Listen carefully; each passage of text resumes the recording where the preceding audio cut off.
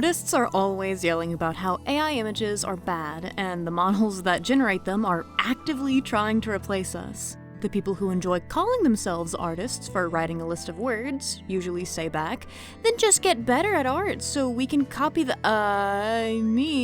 that AI can't beat you. Skill issue.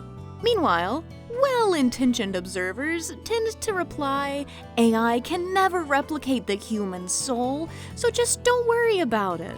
While that is true, and every AI image somehow feels a little bit hollow when I look at them no matter how aesthetically pleasing they can be, that's not exactly what an artist means when they say that they're worried. We've already seen many instances of the real worries put on full display just as early as this January 2024, where AI is being used to replace human workers and to cut costs. Backlash after backlash to many companies that many never would have expected to turn to artificial intelligence and algorithms for their artistic ventures. It makes me wonder just how long the human soul argument will last. How long will you, as a consumer, even care when all of the corporations turn to using AI for every little thing? Hey ya out there to all my big brothers, sisters, aunties, uncles, and, of course, mommies, daddies, siblings, and guardians. It's me, your bite-sized baddie and favorite little brother Mark. Before we get too far into the video, I want to give a quick shout out to our not sponsor of the day, Candle. They're a small USA-based queer-owned candle company that specializes in, of course, candles, wax melts, and have even started dipping their toes into the creation of soaps. I have one of their candles and some of their wax melts, and they smell so good. I really don't think you're gonna regret it. And with the soy wax, they're safer to burn around your pets. Right now, I am in conversations and selecting scent oils to have my own custom VTuber candle made, so make sure to keep an eye out for that. And if you want to help support the channel and a nice small business, consider using my affiliate code, QANDLE.store/WHATCHAMARK. That's candle.store/whatchamark. There are 3 companies that I would like to discuss today, those being Wizards of the Coast, Duolingo, and Wacom. And let me tell you, having to put these 3 on the watch very closely if you ever want to support them again list hurts. I really wanted to start using Duolingo this year to learn Japanese on stream. But after the info that I'll be touching on in just a second, I really don't feel comfortable doing anything that could be seen as promoting this company. Not as it stands right now, anyway. Language and art are 2 of the most human practices out there. Everyone communicates in some way or form, and it's human nature to enjoy the beauty of creation and play. With everyone wanting to cut corners and raise profits, however, it seems like an inevitability that stuff like what I'm about to discuss would start to happen more and more often. For Duolingo, as I said earlier, I wanted to start using it to learn Japanese on stream, but now I'm rethinking that and looking into other services that I can use. Not out of a knee-jerk, oh my god, they're using AI and that is bad sort of way, but due to how Duolingo seems to be implementing their use of AI technology. According to CNN, Duolingo laid off 10% of its contract workers working in translation, citing the use of artificial intelligence and the transition to wanting to have that be the majority of their translations as a main factor. From the statement given by spokesperson Sam Dulcimer, the company claims that they are, quote, not swapping the expertise of human experts for AI. AI is a tool we're using to increase productivity and efficiency, to add new content and improve our courses faster so that we can continue to teach higher levels of proficiency. That statement would likely be more comforting were it not in direct opposition to the actions that the company literally took vis-a-vis firing humans to replace them with OpenAI's GPT-4 model. And more poignantly, if not for the ex-employees speaking out about the layoffs. Reddit user NoComb4582 alleges that half of their translation team was laid off in favor of replacing them with AI, and that those who remained were now only in charge of looking over AI translations to see if they are acceptable. Not perfect, or even good, but acceptable. The use of AI at Duolingo is nothing new, as back all the way in March of 23, the company introduced a new premium subscription experience called Duolingo Max that offers features called Explain My Answer and Roleplay, which, if ChatGPT character roleplay screenshots I've seen on TikTok are anything to go by, it has me a little pensive. Joking aside, the AI is supposed to be able to live chat with you in another language to help you get better conversational skills with roleplay and explain why your answers are right or wrong with the Explain My Answer option. But I find it difficult to entirely trust a service's live chat function when sentences made using the same AI model already need to be looked over by human beings to make sure that they're not absolutely bonkers or incorrect. I'm sorry, I don't want to get gaslit by an algorithm trying to tell me that my use of the French ça va is inappropriate for the question, Comment est-elle l'enterrement de ta mère? Because it doesn't understand dark humor. Well, that's just silly for anyone in the audience who knows French, God help you. It does seem rather suspect right now at best. Is someone in charge of overseeing these live conversations to make corrections for accuracy? Are there blocks in place to make sure that the user can't somehow steer the AI conversation in an inappropriate direction, because we all know people are gonna do that? And how sturdy are those walls and protections in the first place? Though according to the Washington Post, Duolingo has not yet implemented fully AI-generated sentences into their lessons, users in the Reddit and Twitter threads discussing this change reported higher numbers of issues in translations as of late. Times where they answered a question correctly only to have it marked as a wrong, and times where the truly correct answer was not even an option. Surely some of these were due to human error, of course, but one does have to wonder if the uptick has to do with their AI translations and the fact that the human translators in charge of looking them over may or may not have their whole heart in making sure OpenAI's output is painted in a good light after usurping their coworkers and, to an extent, their own jobs. It's just a little bit sad to me. How good will these lessons even be if a machine with the most basic level of understanding in one language starts trying to teach you others? AI tech has been used in translation for ages, if we're being honest. After all, most languages are formulaic. Plug and play if you know the sentence structure for any given language. But with half the people working on those translations, and now allegedly only having to look them over, I still have to wonder how long it'll take until bad translations start seeping through the cracks, and even outnumbering the amount of good lessons. The situation with Wizards of the Coast holds a similar disappointment in my heart. In the tail end of December, Hasbro announced an impending layoff of roughly 1,100 staff members on top of the 800 jobs that were already eliminated at the beginning of 2023. According to Forbes, this would result in a 20% reduction of the entire workforce. Just after those new layoffs began to roll out, we had yet another interesting AI mishap. This one was a bit more egregious, in my opinion, than some mistranslations allegedly caused by AI replacing a workforce, as not only was AI-generated artwork used in promotional material for their generally art-focused card game Magic the Gathering, but the company insisted that the work was entirely made by human hands. It took an incredible amount of backlash and 3 days for the company to finally admit that it was, in fact, AI-generated. The official Twitter page made a lengthy thread apologizing for the mix-up, and even stated that it was a third-party vendor that created the work, which is something that I want all of you to keep in mind for later. For now, I want to put on my little tinfoil hat for a second. Listen, this is speculation on my part, but I feel like it's probably not entirely a coincidence that this mistake directly coincides with numerous layoffs, many of which coming from within Wizards of the Coast, even though they were stated to be targeting all departments of Hasbro. Correlation may not be causation, but it would be a bit more than ironic if they had nothing to do with one another. What art director got the axe that otherwise would have said, hey, this looks bad?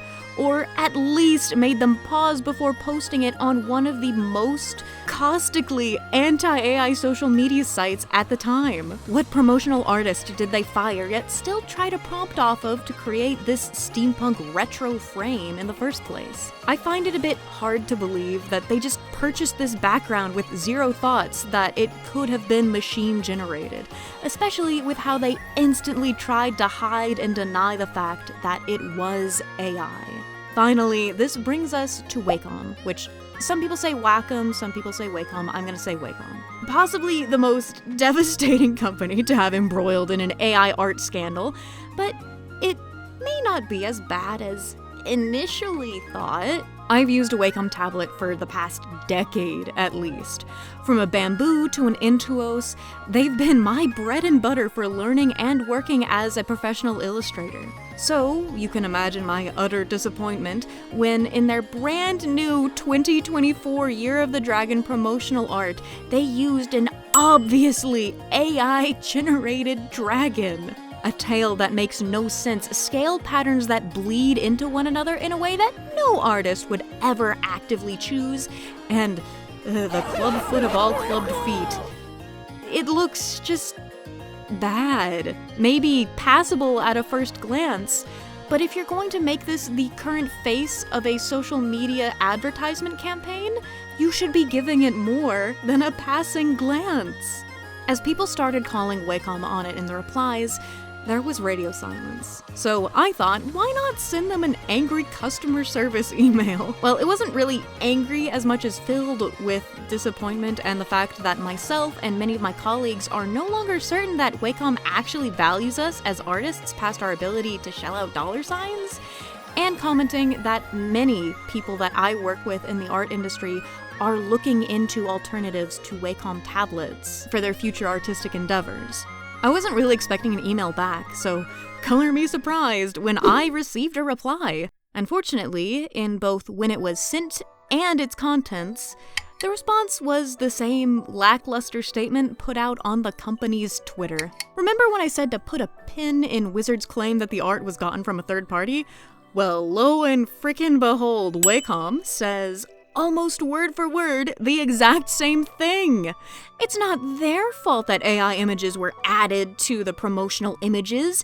They did all their due diligence other than looking at the fucking artwork they were using with a pair of eyeballs to make sure it wasn't AI. Wacom bought the janky dragon as an asset from the Adobe store, which seems wrong in itself, because why not have an in-house artist create something for your branding instead of buying something? But ultimately, it wasn't marked as AI. And yes, to their credit, those free AI detection sites didn't think that it was AI. It's probably been painted over in some areas to prevent AI detection, but that doesn't really alleviate the blame for using it.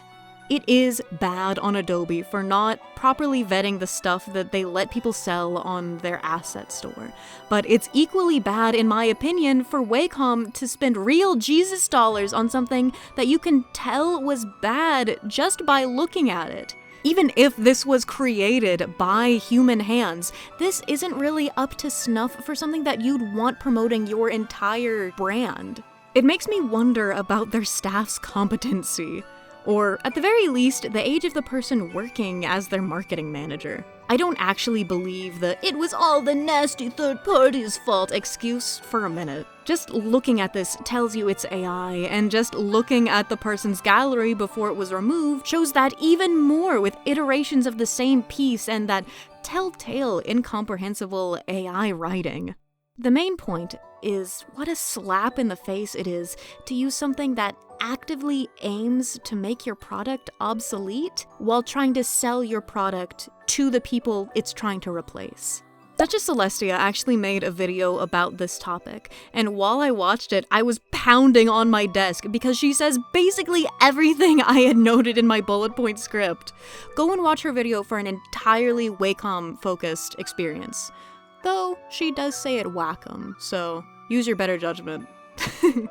We've gone over 3 instances of sort of skeevy AI usage happening in recent months, but what exactly do we do about any of it? I try to not just doom and gloom and say the bad things that are happening without any good at the end, so let's talk about it. Currently, there is an AI lawsuit going on. No, not a case of lawyers again using ChatGPT to make up cases to cite. I'm sure you've heard of this. Basically, a bunch of artists are getting together to sue Midjourney, DeviantArt, and other AI text-to-image services for creating models that use their artwork as a basis for their product. It's been a heated topic of discussion since it began, but it was recently ignited even brighter when messages allegedly from the Midjourney Discord server were leaked. The creators of the program talked about artists they wanted to replicate so freely, not their art styles, but the artists themselves. Additionally, a spreadsheet of artists sorted alphabetically by first name for some reason was discovered, and the artists on that list were not all Minsamine, Picasso, Van Goghs. One of them that was highlighted to me was literally a child who made a crayon drawing for an art contest. There's nothing stopping these guys from doing that on their own. Anybody can make a crayon doodle like that. But they don't care. They actively want to replace every artist while making bastardizations of them to do it. I would hope that we won't see more cases of AI literally replacing human jobs from the public outcry caused by these three situations alone. But corporations greedy.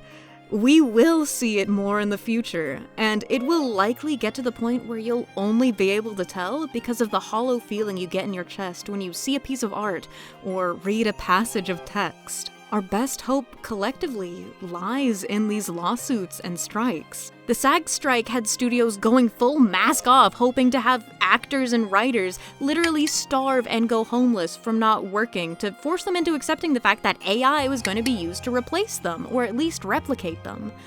But they were thwarted by the kindness real human beings showed each other via the strike funds helping people keep their homes. Then again, the recent SAG agreement for AI voice banks makes me second guess that a little bit, but that topic deserves its own video. The current lawsuit against Midjourney, I hope, will have similar community emboldening effects. Fingers crossed for credits to original artists who were scraped in pictures metadata and even royalties that go to them with every prompt generated. I believe that legislation needs to be created to prevent subpar AI from being used to save a few bucks on the corporate level. It's already been deemed that AI images cannot be copywritten due to the nature of their creation, so there's hope for such an outcome. Not the banning of all AI everywhere, but regulations keeping it from being skeevy. Here's a shocker. I've used AI art generators in the past for inspiration. There was a site called Make Girls Moe that used, and credited, a few specific artists to create images of anime girls based on drop-down options for hair color, hairstyles, glasses, etc. Heck, I even used Crayon or DALL-E Mini for some outfit inspiration when it was very first coming into the public eye. These days, I don't really feel good about using those things anymore. Specifically because of all the harm image generation has done not only to art, but to real human beings. We're already seeing cases of people using this tech to generate CSEM and revenge porn. They're making deepfake tech that can create videos, fairly convincing ones at that, of people moving and doing everyday things. It doesn't take a big leap of the brain to understand what a lot of people are gonna do with that. With how things are going, I worry about pharmaceutical companies trying to use predictive methods and accidentally creating a real T-virus or something. I don't think all AI is bad, and I do think that this tech has the capability to be used for good, as a tool for idea inception and a jumping off point, as a way to offer aid judging by conditions observed, and yes, even for help in creating artwork where artists can be credited and compensated properly. It's so frustrating that this isn't a tool that I can in good conscience use, but instead is so often being used for cutting corners and as a get-rich-quick scheme. Right now, we're stuck in a sort of loop. Shitty AI bros trying to smugly argue that every use of AI is good, actually, until it's their work being plagiarized. People who resent AI shouting back that it's all bad forever no matter what. It's not stable in its current state, and it won't be until there's a drastic change. In the end, workers who are mad at the higher-ups for taking their jobs being put in charge of proofreading AI work will make shitty products. People love to say that raising a stink on social media or protesting does nothing, but we can see time and time again how the opposite is true. The only thing worse than a low profit margin to a company is a boycott. Vote with your wallets, your time, and your voice. If you don't like what Duolingo is doing, I've seen some people cancel their service and ask for a refund while citing the use of AI creating a subpar product. If you're upset with Wizards and Wacom, consider not buying their card packs or participating in any upcoming promotional events. And of course, make sure to support the artists behind the AI art lawsuit. We're all in this together and we're all doing our best. So let's just try and show each other support in whatever way we can. Thank you so much for getting to the end of the video. I really appreciate it. I am a little bit scared that the monetized morality video is at about 50k views. A little spooky to me, but we're doing our best. We're keeping trucking. Thank you so much for your support and your subscriptions. It really does mean a lot to me. Hi, I forgot to record this, but we also have channel memberships now. Get early access to videos and many perks just like the Patreon supporters without ever having to leave YouTube and without having to be subjected to my self-ship fluff art and body studies on the Patreon. And thank you to my wondabulicious Patreon supporters. At our brother, sibling, sister tier, we have Viri, Miss Mercuriel, and Minnow. At our mommies, daddies, and guardians tier, we have Isabel Marks, Mary, and Kiryu. And at our gods, goddesses, and deities tier, we have gods and punks. Thank you all so much for helping support me. And also, my Wacom tablet, on the day after all of this Wacom stuff happened, my tablet just died. I've been using it for the past 6 years, but it died. So I've been looking into a Wacom alternative. Let me know what your favorite is. I actually emailed a company to see if they wanted to work together in this video, but they did not reply back. So I'll take that as a no. Still too small, but it's okay. We'll get there eventually. Like the video if you liked it. Subscribe if you want. It really helps out the channel. And did you know only 73% of you guys are subscribed? That's nuts. And I hope you have a scrabdangulous day. Bye-bye!